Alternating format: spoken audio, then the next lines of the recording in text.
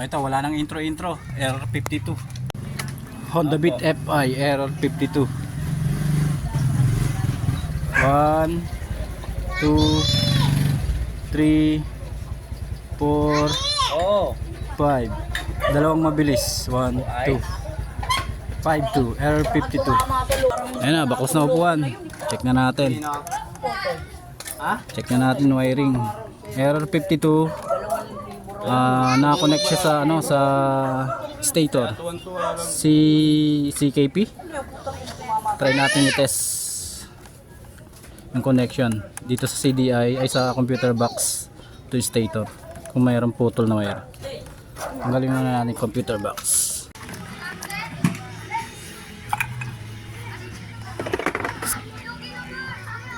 Try na natin tignan kung may mga connection yung wiring. Ito, pagparehasin lang natin yung mga color coding dito banda sa may computer box. May kita nyo yung rito, color coding. So may wire ako dito kasi wala akong multi-tester para mag-test ng continuity. Ito lang gawin nyo, kuhain ng wire, tutok mo rin. Kuhain ng wire, kahit saan yan, negative, positive, lagay nyo. Tapos yung tester nyo, kung may tester kayo, yung clip dito sa positive. Tapos ito, tester nyo dito sa socket. Tapos yung wire naman dito sa may socket ng computer box. Hanapin nyo lang yung wire dito, makagaya dito sa socket na to.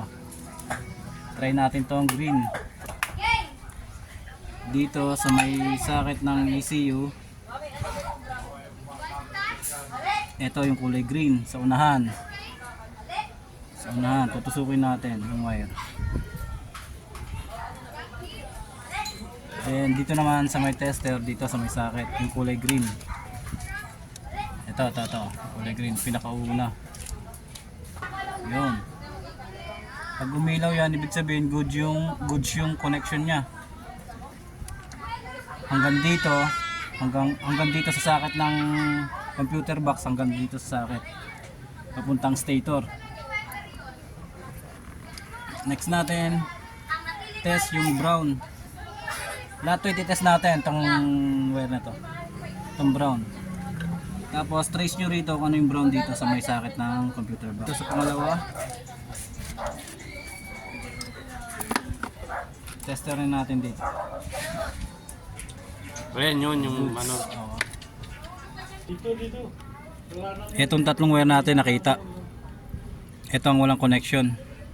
Yung ginawa natin, nirekta na natin yung connection dito sa may isang socket, sa kabilang side ng wiring. Isa, dalawa, tatlo. Let's try natin. Lalabas pa error. Yan, di na lumabas. Try natin, start.